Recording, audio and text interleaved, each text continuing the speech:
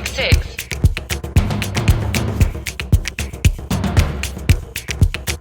This is the 966, the podcast and show that focuses on all things Saudi Arabia from the two guys who produce the most widely read daily newsletter on the kingdom. Episode 20, Richard Mumtaz. Shukran. This is quite, at this point, every benchmark is a big one.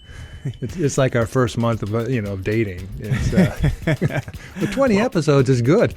20 episodes is good. We're on quite a roll with this. Before we rev up the engine here at the Dakar Rally Race Week, we just want to say we really appreciate you guys, our listeners, tuning in wherever you get your podcasts and on YouTube. We're continuing to see our audience grow, so we appreciate it. If you haven't done it yet, slam that like or subscribe button for us. It really helps us out. All right, Richard, let's rock. What's your one big thing this week? All right. I don't even know if I did it last week, but if I didn't, I should have. The one big thing for everybody should be Dakar Rally. Mm-hmm. Dakar Rally. I don't know if you've seen any of I was watching a little bit last night on some, channel way up. It's just insanely awesome. And the footage is amazing because they have helicopters, they have drones, you have angles on these vehicles. But anyway, So this is two of the things I get very excited about. One is the Dakar Rally, the other is hydrogen. So here we go. So the Dakar Rally started this Saturday, January 1st. It's the 44th Dakar Rally, which, if you may or may not know, is a 2-week-long endurance race. And in this case, it's broken up into 12 stages covering over 5,000 miles. This is all in Saudi Arabia. Over 1,000 participants, and we're talking bikes, quads, cars, and trucks. Some of these things are amazing.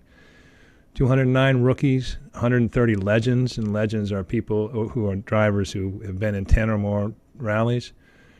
34 are what's called original by Motul. I don't know if I'm pronouncing that correctly. And these are riders without a support team. So these are just people showing up without a support team and trying to make it through 5,000 miles of incredible terrain. 60 women. And there's another 315 drivers and co-drivers that do the Dakar Classic, so classic car and classic truck. So it's like Mad Max. It's just crazy. All these vehicles careening across the desert.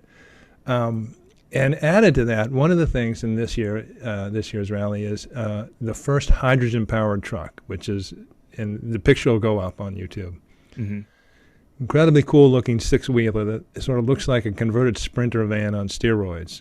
That doesn't really quite capture it, but it looks awesome. And when you see the trucks going through the desert, they're especially awesome because it's just huge. But as with everything with Saudi Arabia, which is kind of interesting, there's a tie-in here.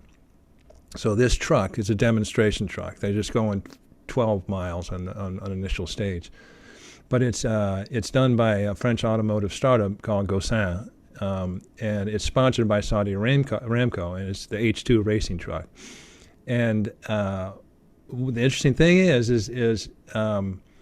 this past December, Aramco and Gaussin signed an agreement to establish a manufacturing facility for on-road and off-road hydrogen-powered vehicles in Saudi Arabia.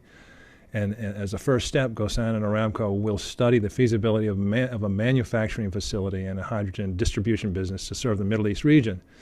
Eventually, they want to make hydrogen-powered trucks. So this is sort of, Aramco's branded Gaussin H2, truck, flying through the desert. Extremely cool.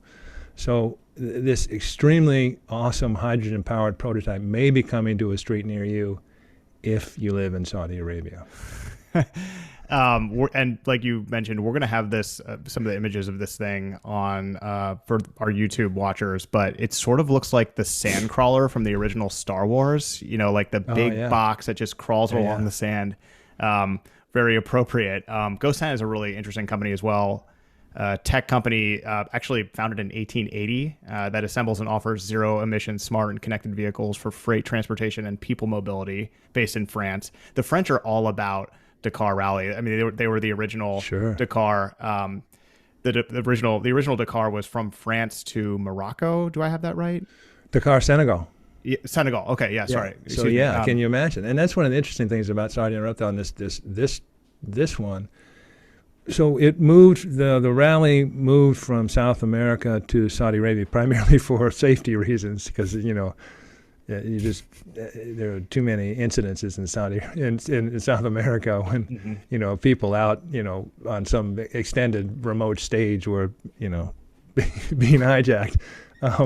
So they can do this in Saudi Arabia safely, but it's been constrained to Saudi Arabia because of the pandemic. And it'll be interesting once we get past this if they start like moving it out and including maybe some stuff in Oman and Qatar, maybe not Qatar, but the Emirates. But so it's just like the original Paris to Dakar Rally, that went across state lines or country lines. So it might be interesting if that spreads out. But as it is, I mean, Saudi Arabia has plenty of amazing terrain and varied terrain to make it just fascinating. It's must-see TV. You got to watch this. It's really cool. And we featured where to find it on our website, sustg.com. I believe it's an NBC Sports offering in the United States. I hope I have that correct. I should also note that, speaking of France, they are investigating an explosion that happened in one of their support trucks, I think. Prior to the start of the race, right? Prior to the start of the race, yes. Yeah. There was one seriously injured who was airlifted back to France. So hope he is okay. Absolutely. But yeah, the Dakar is awesome and is fascinating, and you should definitely check it out. You can see a lot of the coverage of it on YouTube as well, which is where I've been watching it. So, and we've been in the daily review for Sustig, we've been including something. Today there was a collection with some great images. Those were so awesome. Check those out on our daily email newsletter because they those blew me away this morning when I saw them. So that was a good collection. Yeah. I was, by the way, as I digress, I was looking at some video and I realized it was one of the drivers was upset because he was fined for speeding, and I guess there's certain zones where you have to maintain a lower speed because it's a choke point or whatever. And it was the zone speed limit was 30 kilometers per hour, and he's clock coming through at 107 kilometers per hour. He was upset about it. And Sahara caught him and sent him an immediate ticket. Saw her in the desert. There was some other video. My goodness, we're getting way off track. Another driver. So what happens is the bikers go out first. They're trying to do them in stages. So they have bikers, quads, cars, trucks, especially vehicles. Bikers usually go out first, which is good for the quads and the cars coming after it because you have a path to follow. But there was some video the other day where there was a biker that had wrecked, and he was sort of right on a narrow path through a rocky sort of passage. And this quad was trying to come through, and you could see it. He actually bumped this biker who was on the side of the road off his bike, knocked him all the way off his bike, and then sort of started to run him over and then stopped, and then pulled out and went around. And the story is that the driver was saying, oh, he just waved me on. I checked to see he was all right. And the biker, you can see in the thing, he was not waving him on. He was like, there was some, I'm sure there were some choice words said. It wasn't, hey, thanks, no problem, carry on. It was like, what the are you doing? But, well, Richard, this podcast is like the Dakar Rally in that we don't have a track to stay on. We just have an end destination. I'm wandering in the desert at the moment. Fascinating stuff. Yeah, check it out. I guess it concludes. Is it the end of this week that it concludes, or is it 2 weeks? Started on the 1st. I think it'll go through the 12th. So basically, and that's good. You should see it because I think they finished stage 5. Maybe do stage 6 today. So they're doing 12 stages. They'll take one day off. So you can see 6. There's opportunity to see 6 more stages. And again, it's well worth it. Really cool. Okay, my one big thing this week. I would expect many of our listeners and viewers have tried Saudi coffee already, but my one big thing this week is Saudi coffee. Richard, you're not much of a coffee drinker, and you're more of a tea guy, which I understand. But I live on coffee. It's the only thing I drink. And if you actually haven't tried Saudi coffee, it's sort of hard to find in the United States, but it's so good. It's like diesel fuel in terms of caffeine. Lighter roasts have more caffeine, so typically Saudi coffee has a lot. But yeah, it's more like a tea. It's golden in color, flavored with cardamom and other spices. This year, Saudi Arabia is launching as 2022, the year of Saudi coffee. It's a Ministry of Culture initiative. The visual identity and website was rolled out this week. The logo was inspired by the finjal, or the small coffee cup used for drinking coffee in the Middle East, which is also considered a symbol for Saudi generosity and hospitality. A range of initiatives and events will take place over the course of 2022, which will encourage the export of Saudi coffee to new international markets.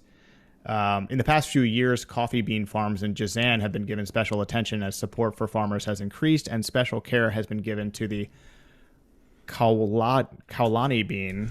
Yes. I'm just so bad at pronunciations, but anyway, I guess I'll just wrap up my side of this with this. I think that there's a huge opportunity in the United States for Saudi coffee because it just tastes so good, and that it's just such a high caffeine content. So I'm actually jonesing for a cup right now, but unfortunately it's just regular Starbucks here in my house. So Saudi coffee is part of the Saudi identity. And if you go to Saudi Arabia, you almost can't avoid it. It's very much part of the welcoming hospitality fabric that Saudis have. So just the smell of it takes you back there. Yeah. And you're right. I've never taken to coffee, although I made it through graduate school and years in the region. Although when I'm there, obviously, and we're visiting, and I'm happy to drink it. I much prefer it to American coffee. Mm-hmm. So it's definitely okay for that.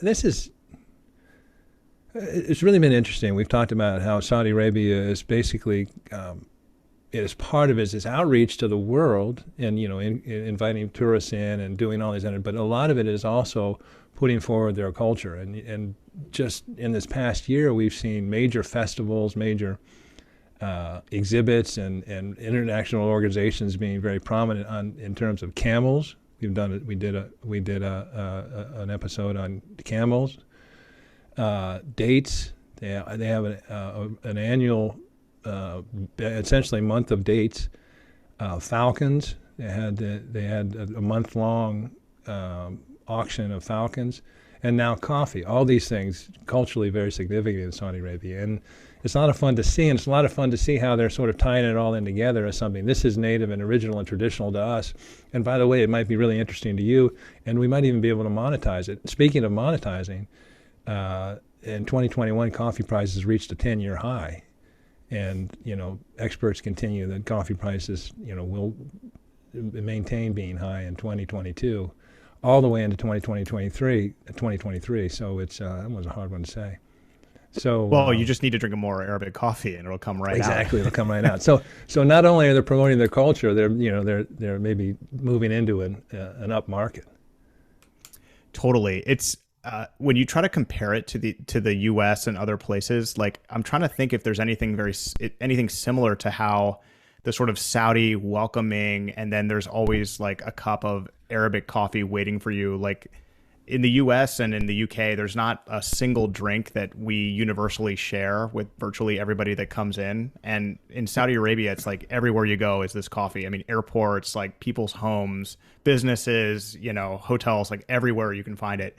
And it's so delicious. So yeah, I mean, maybe we'll cut this part out where we were talking about this would be a good business idea so that we can just get right to it. And anyway, Arabic coffee, delicious. If you're listening to this and you're a Saudi in the United States and you know a good place to get Arabic coffee, or a good place where you can get some instant Arabic coffee online, send us an email at the966podcast@gmail.com.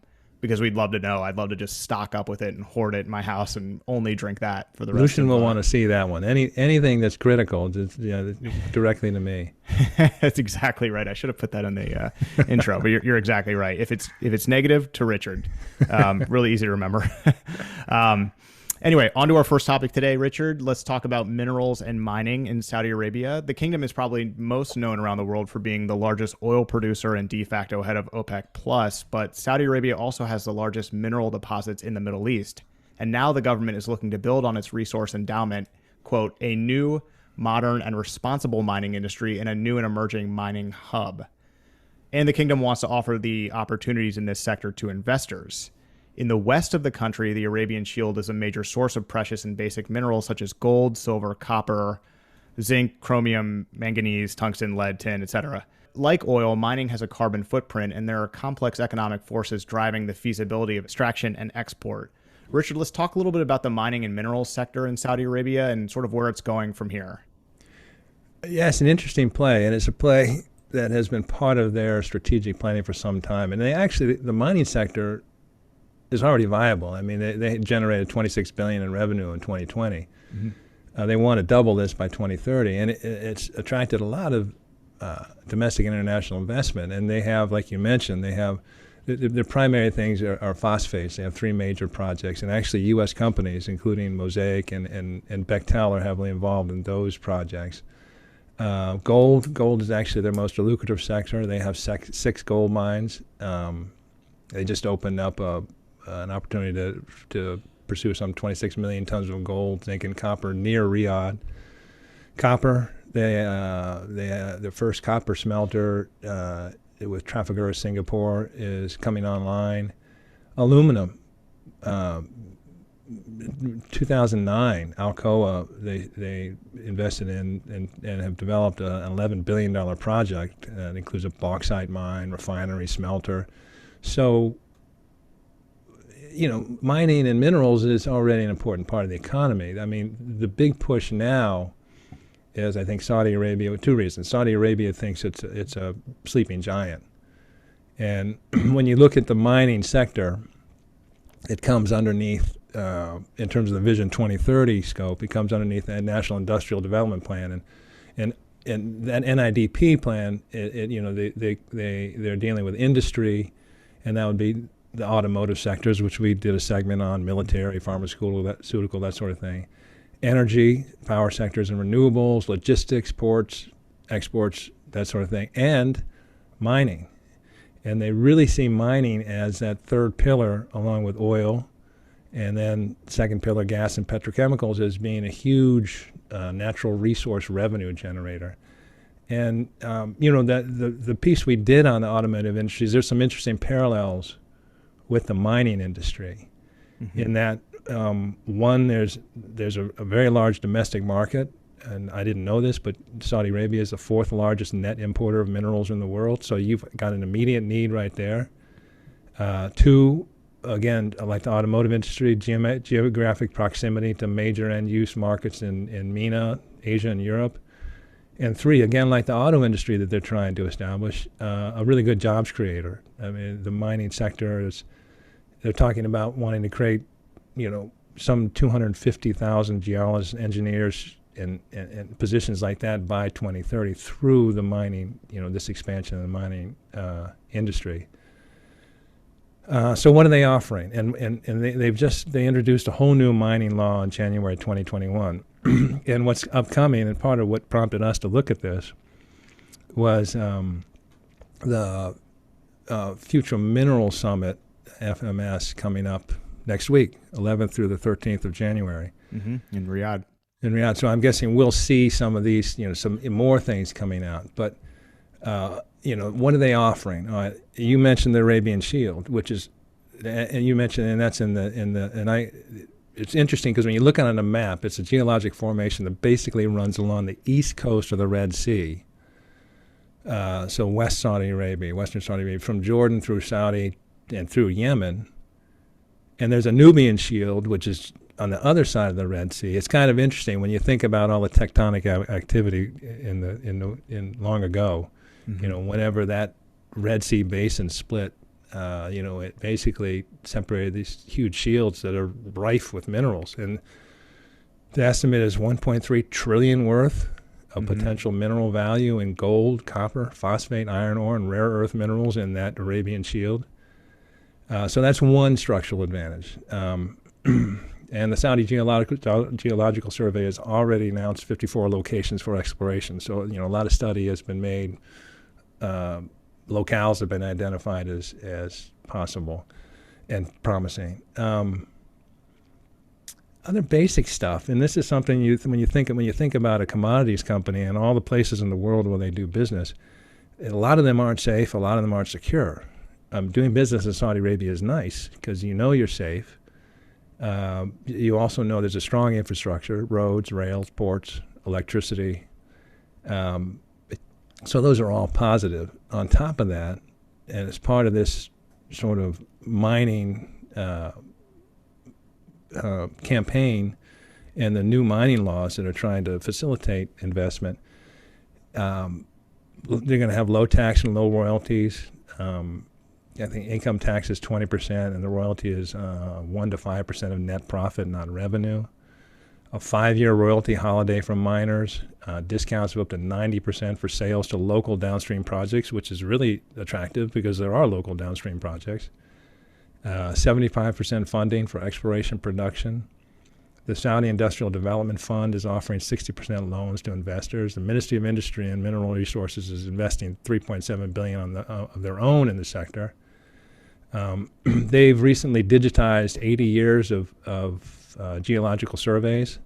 So they have a national geological database. They've just launched, last year or so, they launched a 5-year regional geological survey with drones and that sort of thing all over the country, which is going to map 700,000 square kilometers of the Arabian Shield. So you're walking into a situation where you have real promising geological formations, good environment to do it, and some financial incentives to get moving forward.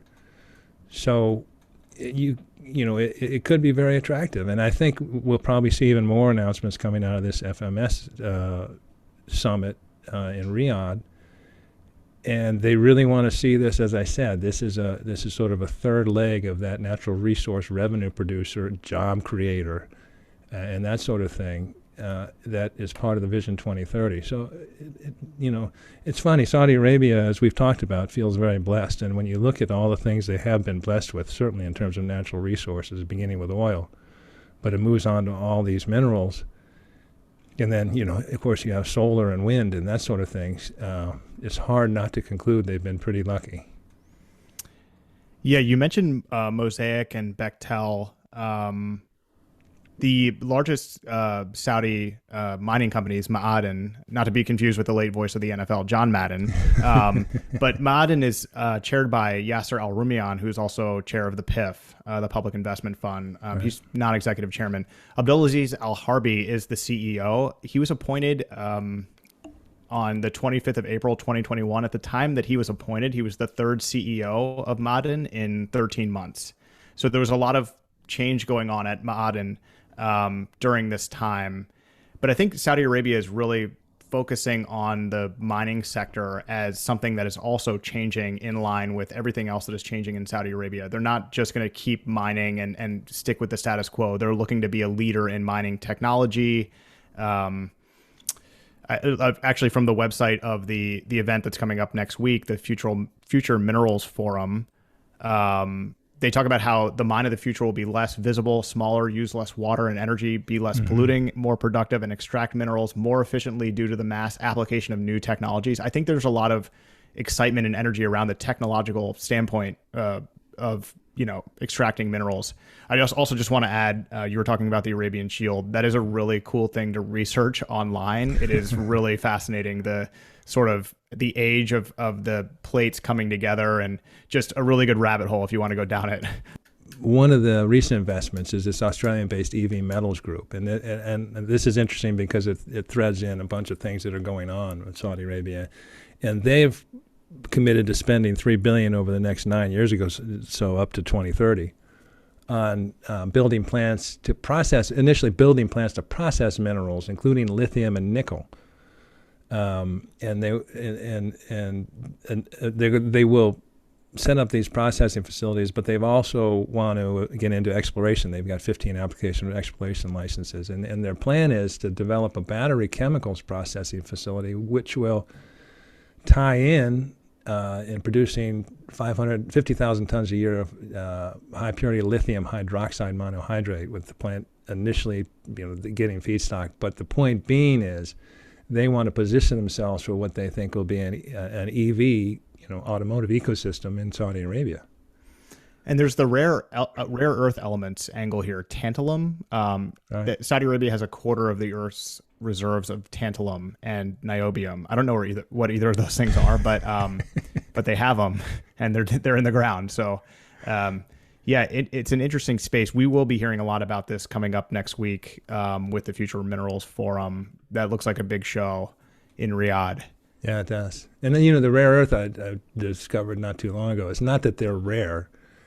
There's plenty of it to be found. It's just hard to get. Yeah, I remember. Yep, sorry, go ahead. Yeah, no, I mean, that's a big, and obviously on key rare earth minerals, the U.S. in particular is trying to diversify away from China. It'd be awesome if Saudi Arabia could be part of that. I remember there was a lot of discussion about this rare earth mineral deposits in Afghanistan when the United States was pulling out, and sort of what would happen with that and how that affected markets, which is interesting. Yeah. But so if you're ready for it, let's move on to the second topic today. Yeah, that was a good one. That was a good one. Minerals are interesting, but let's talk more about the other resource that is sitting just under mineral the resource sand. as well. Yeah, exactly. We have a theme, so let's stick with it. Dakar Rally. We have a bumpy year ahead for oil's price in 2022. Richard, it's likely to be a volatile year for oil this year. But just like the 966 podcast, oil is off to a strong start in 2022. Strong start. 20 episodes, baby. That's right. Brent crude on Tuesday jumped to $80 a barrel, its highest since November. OPEC Plus agreed to stick with its planned increase for February of 400,000 barrels coming back online. The group, led by Saudi Arabia and including some non-OPEC members like Russia, did so based on indications that the Omicron coronavirus variant would only have a mild impact on demand. We will see. The decision was welcomed this week by the Biden administration, which interestingly added to its statement that it was in close coordination with Saudi Arabia and the UAE on the decision. Richard, we have talked a lot about oil markets and energy on this podcast, but that's sort of by design. Oil is what Saudi Arabia wants to diversify away from, but still remains key in the short term and medium term for the kingdom. So I guess where we sort of want to start with this is we're looking ahead into 2022. What are we looking at in terms of oil's price going forward this year? I chuckle at your reference at a bumpy year ahead, potentially a bumpy year ahead. We should remember that close to not more than 18 months ago, Brent was $9 a barrel. And I think we have to give some credit to Saudi Arabia and OPEC in terms of its management. And I say that because, so it was September 2016. This was after 2 years of depressed oil prices. After oil November 2014, we know that OPEC meeting, Saudi Arabia declined to withdraw barrels from the market. Price crashed after being high for a long time. It depressed for a considerable period of time. September 2016, Saudi Arabia and Russia, OPEC and Russia, if you'd like, agreed basically to create OPEC Plus, which gave them much more, I guess, not control or much more ability to move the markets. And between that time, 2016 September and essentially 2020, they took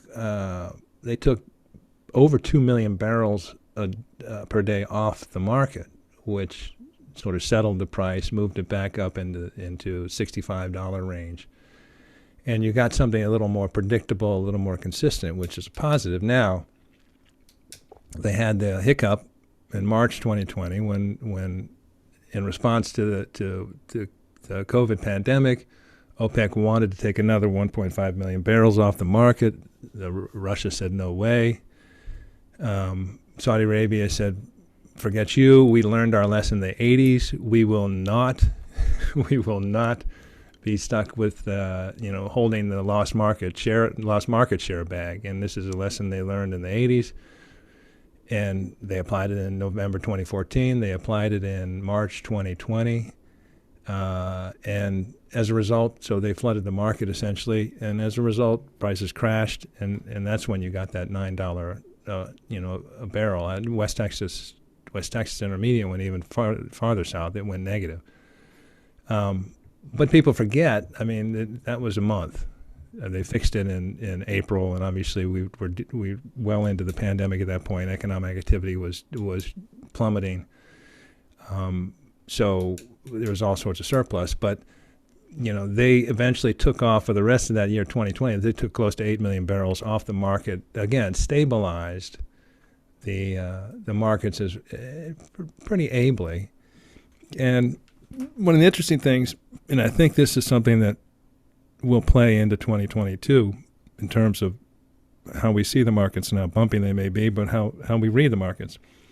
So in August 2021, OPEC Plus agreed to begin increasing production by 400,000 barrels per day each month, and that's to continue through the end of 22. Part of that deal was we're going to meet monthly now, and we're going to meet monthly to address and adjust production targets as necessary, and that increased frequency I think is good for the markets because it gives you some consistency, some transparency. As the communication is more frequent, and so on and so forth.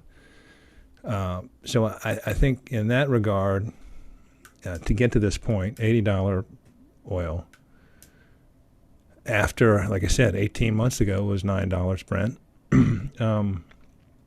is notable, and good for OPEC Plus for managing that. And you also saw today that oil stocks are now are back to pre-pandemic levels. So my sense is my sense of this, high oil prices, if you want to call $80 oil high oil prices, high oil prices are the cure for high oil prices. We saw in December that the Permian production, U.S. shale, largest ever in December, and the projection for January to beat that largest ever. So U.S. shale is slowly coming back online. I don't see, maybe it'll stay at 80. I think that'd be nice for the Saudis. I think the Saudis would like a 70 to 80, would take 85 band. But I see it sort of leveling out. You've got supplies. We don't know what's going to happen with Omicron. It's certainly slowed down a little bit, but certainly in general, economies are expanding again. And so I think it'll bump around, but I don't see it going much higher.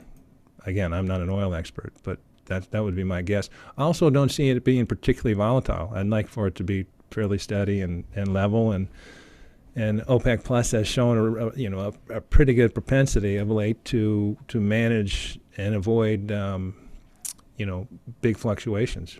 Let's set aside March 2020 when they had their little tiff after their marriage. And that, by the way, as I said, September 2021 marked the 5th year anniversary of OPEC Plus. It's sort of become just, we've all forgotten that it was a new thing not too long ago. Yeah, I mean, I'm always plugging previous episodes that we've done on the 966, but we just released a really awesome topical conversation with Kate Durian, who is an energy expert and a former reporter in the space. Just really, really good conversation with her about energy markets.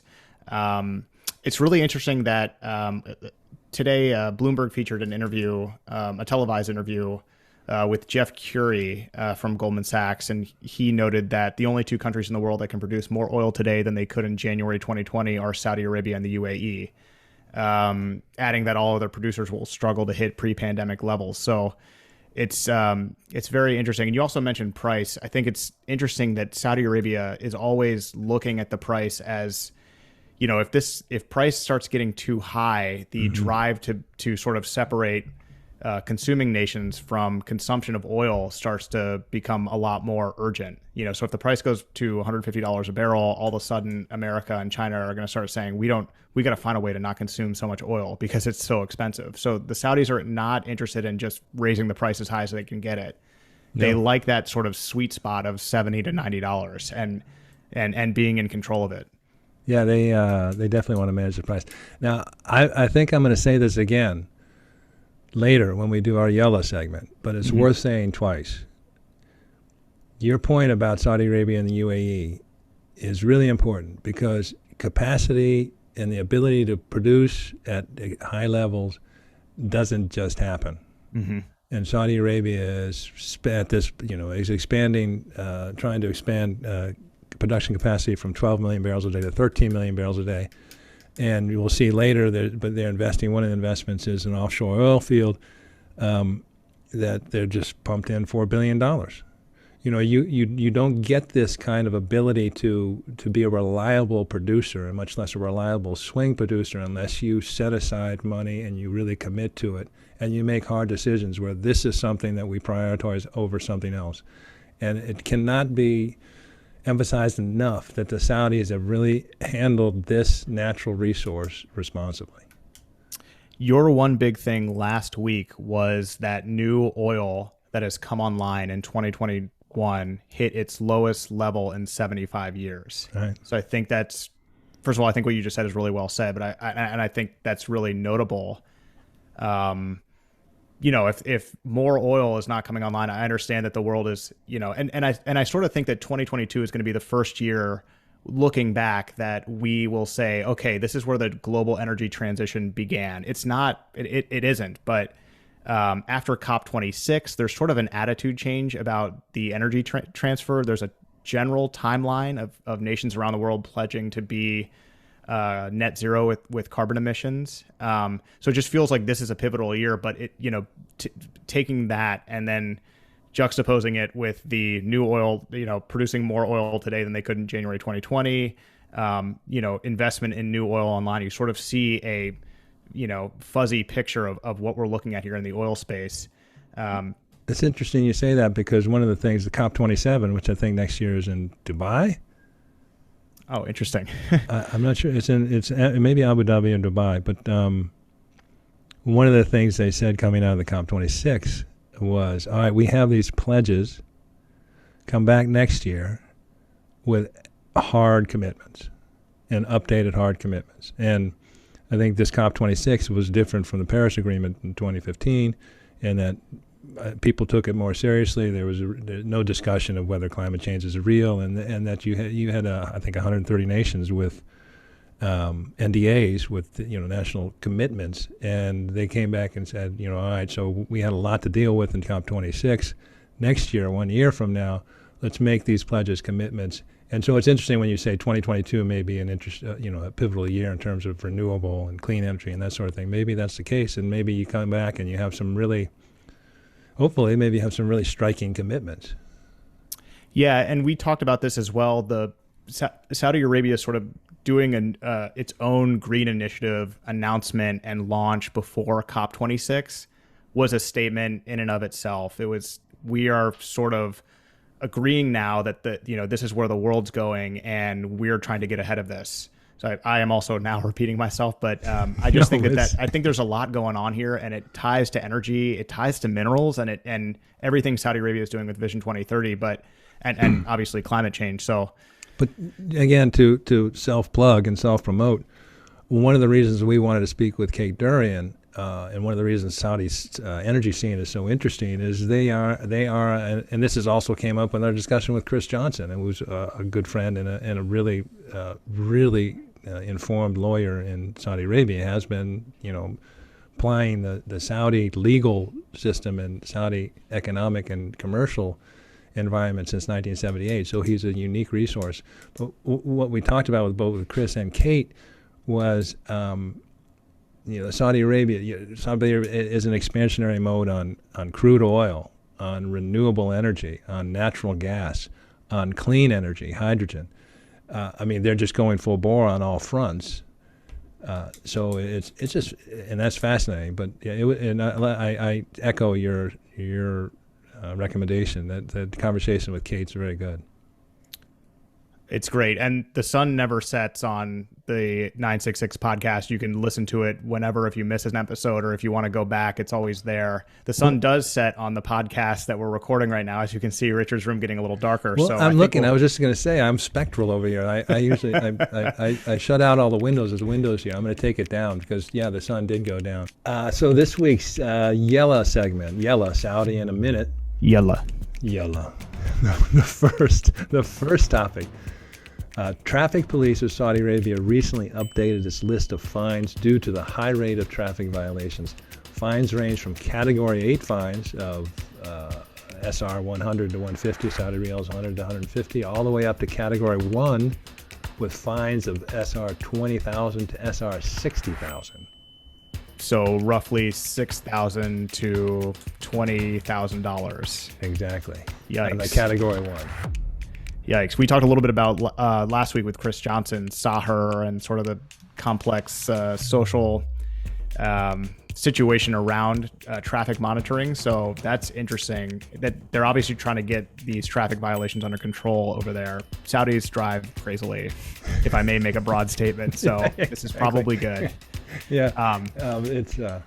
I thought this was interesting, and actually the list of fines was pretty extensive, which isn't surprising. One of the interesting things, and this, by the way, it fits in with their quality of life initiative. They're trying to make things safer, more secure, any number of things. But one of the minor fines, category 8 fines, made me, I laughed a little bit, because one of them is throwing objects while the car is moving. Now that is littering, essentially. It's not people throwing things at other cars. It's littering, and there was a long time, and in many developing countries, conservation and awareness of littering is way on the back burner. Mm-hmm. And for many years, the national bird of Saudi Arabia was known to be the plastic bag, because so many of it just been thrown out. They were, blowing about the desert, caught in shrubs, and this sort of thing. And so that's it. I thought that was interesting, because that's a move to try and make the environment and day-to-day world cleaner and less cluttered and less garbage. It's interesting. Our second Yallah, the top fines, the category 1 fines, the 20,000 to 60,000 Saudi riyals, are for drifting. And we know there's a subculture in Saudi Arabia. It seems to have waned a little bit, and I think that's because they've been brought into a more organized, more official formats where people can go drift and not be doing it on the open road. But you remember some of the videos, but 3, 4, 5 years ago, of people drifting on public roads. It's insane. Truly insane. We've actually also seen it live on public roads, and it's very scary. This is good. And also they're doing so much in terms of cleaning up Saudi Arabia. Like, it's all part of the Saudi Green Initiative, but they're planting trees and they're really working on their waste management. So this is sort of an indication of things sort of becoming more civilized there. Which I think is cool. My dad worked in Saudi Arabia in the 70s. He worked for JCOR, Joint Economic Commission, which is, interestingly enough, was a relationship with the U.S. Department of Treasury, for whatever reason, had with Saudi Arabia, and it had to do with infrastructure projects. And at that time, open sewers in the street. I mean, it ran in the street. Very little electrification. All the things that are roads. It's just interesting. Every country is on a path. Mm-hmm. And Saudi Arabia is in a hurry on this path, then they're farther along the path. But it's just changes is happening so quickly. Indeed. Number 2 today, the Saudi International Festival of Motoring, Autoville, is coming to Dirab Motor Park in Riyadh, January 8th through 14th. Autoville promises to be a wholly experiential and immersive festival, bringing an action-packed experience with stunt shows, driving experiences such as Tokyo Drift-style ride-along, Suzuki Swift track experience, and sprint tracks, and a dedicated after-sales pavilion. So if you're there in Riyadh for the mining summit, just shoot over, and you can also check out the Festival of Motoring. Yeah, you can Tokyo drift a little bit. It's a double dip. Interesting. This sounds very cool. Sounds awesome. Yeah. So this goes along with your sort of like legalized and controlled drifting angle for this, because this is sort of what that is. This sounds awesome. I want to see some photos and videos of this. Well, drifting is a function of youth with nothing to do, and that's a big part of Vision 2030, is giving you something to do. So it's. They're off into doing other things now, and hopefully, but they have so many more options. It's a good thing. Ready to move on to 3? Indeed, I'm ready. Saudi Aramco has awarded contracts worth more than $4.5 billion for 5 key packages meant for its giant Zuluf offshore oil field expansion project in the Persian Gulf. Zuluf currently produces between 550,000 and 600,000 barrels per day of Arabian medium crude And Aramco is targeting as much as 600,000 barrels per day in additional volumes from the Arabian Heavy Reservoir. Fascinating. Do you know where the Zuluf offshore expansion is? It's just offshore, off of in the Gulf. So I don't know exactly, but I have to think it's near Dammam. Interesting. I mean, this goes into what we were just talking about, investing and getting investment into new oil expansion. So good on them. Yeah. And like I said, I said I'd repeat myself, and here we are. We're repeating myself. It doesn't, being a swing producer, being a reliable producer, fulfilling your quotas always, it doesn't just happen. Mm-hmm. This is a $4.5 billion investment for 5 key packages. It won't be the last of it, just for this one expansion of that will get them to 1 million get them from 12 million barrels a day to 13 million barrels a day. Plenty of people say, well, what's the point? Why not? Why do you even have 12? The point is that it allows them the flexibility to be a swing producer and manage markets in a way that they think is constructive and to their benefit sometimes, but also very frequently to the benefit of the market in general. So it's a commitment that should be applauded, and it's management and governance that is worthy of respect. Mm-hmm. Well said. Number 4, the investment arm of Saudi Arabia's General Organization for Social Insurance, Gaussin, said it delivered returns of over 14% in 2021. Hassana, the fund manager, which oversees $250 billion in assets, also said that investment gains exceeded 12% for the past 3 years and 9% for the past 5 years.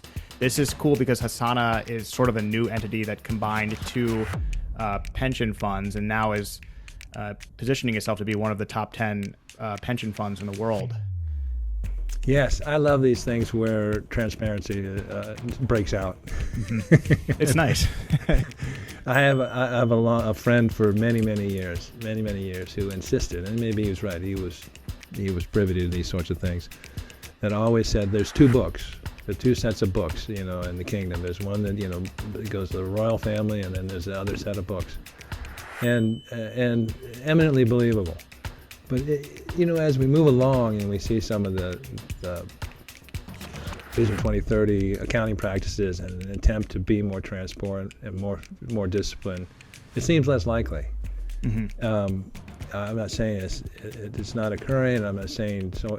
But these sorts of things where public or public facing or these sorts of entities that are responsible for investments are being more transparent is really a good sign, and it's part and parcel with what's happened, since 2017 when Aramco, went, floated 5%. In order to do that, they had to become more transparent, more accountable. It's all a good thing. Mm-hmm. Agreed. On to the next one. Wish me luck on this one. Good luck. Dolce & Gabbana is bringing its lavish Alta Moda, Alta Sartoria, and Alta Gioelleria. Nice. Was that it? I think so. shows to Saudi Arabia for the first time on January 27th. Known for staging large-scale theatrical events that fuse emotion with high fashion, Dolce & Gabbana has previously shown its Alta Moda collections in a temple in Sicily, the storied houses of Milan, and even inside New York's Metropolitan Opera House. Its last outing in August was in Venice's famed St. Mark's Square, where thunderstorms added to the theatrical beauty of the clothes. I wonder if the models agreed that the thunderstorms added to the beauty of the event. I don't know why, I happened to be seeing a Hunger Games, and I don't know that episode where her dress catches on fire. Mm-hmm. This is what happens when you're wearing really fashionable stuff in a thunderstorm in St. Mark's Square. We talk about recurring themes on this podcast a lot and repeating ourselves, but I mean, this is just another example of an event or a fashion show taking place, and if you were to try to say that this was going to happen to somebody 5 years ago, they would laugh at you and say, absolutely not. Dolce & Gabbana is not doing its Alta Moda collection in Saudi Arabia. But this is cool. I mean, this is progress. Very interesting. Can you actually, they're doing the Alta Moda and Alta Sartorina. What's that third one? Alta Geo. But your point is spot on. And it's what you said about the soundstorm. You know, people are going, hey, I could only see this in Paris or New York or whatever, or Coachella or Burning Man. But Geo Elleria. Yeah, but here we're seeing it in Riyadh. Yeah, Riyadh's the place to be. Indeed. Okay, I'll wrap it up with number 6 and put a bow in Yallah. Jazan IPO'd this week, listing on Nomu, the parallel stock exchange in Saudi Arabia. The Saudi food delivery firm became the first tech startup to list on a public exchange in the kingdom. Kind of big news. Huge news. And our friend Fahd al-Malki was talking about this, our good friend and a really good lawyer in Saudi Arabia that we did a weekly with. And he was talking about what a big thing this was.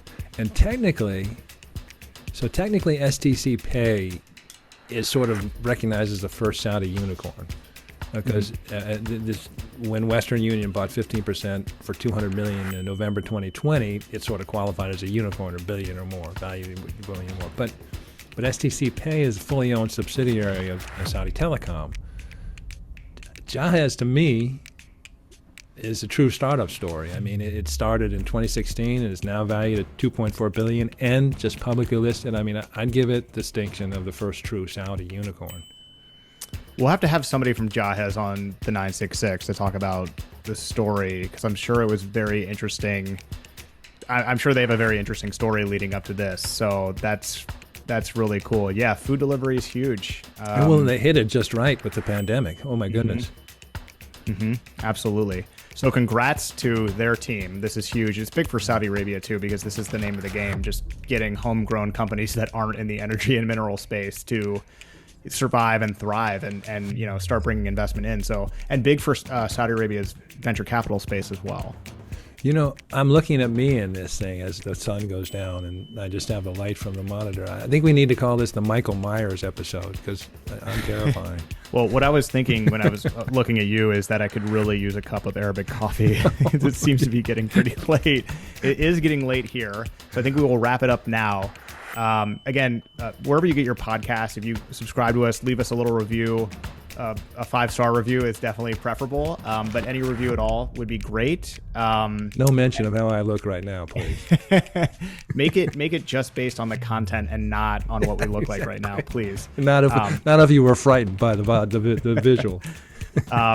Richard, thank you very much. Thank you, Lucien. Good one.